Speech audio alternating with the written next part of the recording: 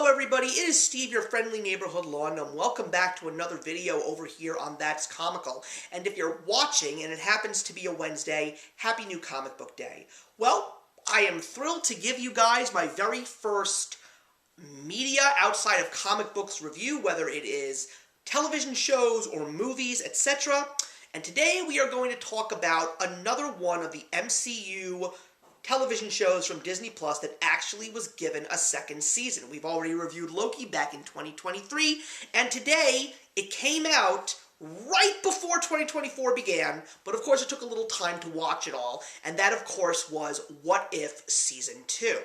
If you don't know what If is, it is actually based on a comic book line that was very popular where you got to see Marvel characters in different alternative realities. And once again, like the first season, we have Utal the Watcher, who is voiced beautifully by Jeffrey Wright, guiding us through each episode. So, you'll see a link to my review of Season 1 in the box below.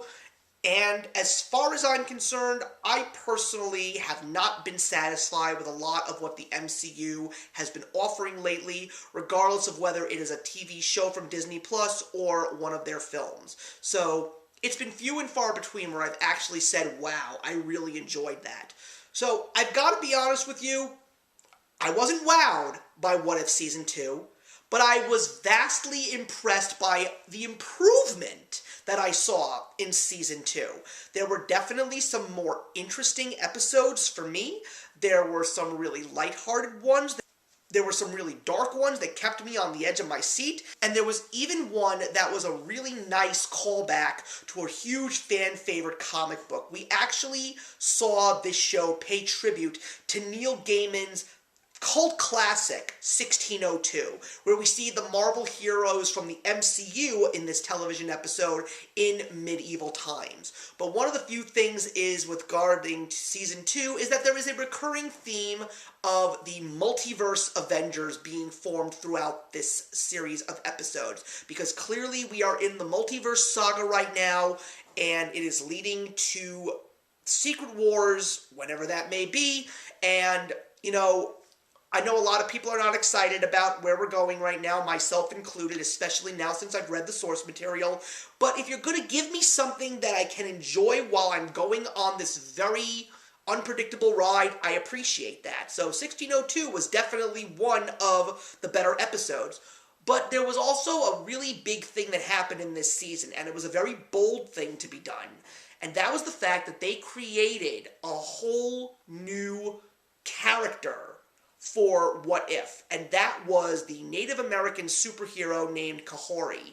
Her episode was truly the best episode of the series. I personally was very interested in it because this is a character that we have never seen in the comics. This is not the first time that that idea has been done. As a matter of fact, one of the most beloved characters in DC Comics, Harley Quinn, was not an original comic book character. She was created through the minds of Bruce Timm, Alan Burnett, and Paul Dini, and she is now one of the most iconic DC anti-heroes / villains, whatever you want to refer to Harley Quinn as. So, seeing the MCU try to do the same thing with Kahori, it's a different turn. She's definitely not a funny character. She is a very serious character, and it was definitely a very interesting look in an alternative reality in the idea of the new world and the conquistadors coming to the new world to conquer it. And what she becomes is definitely something interesting. I was also very surprised as to where the story actually went in further episodes.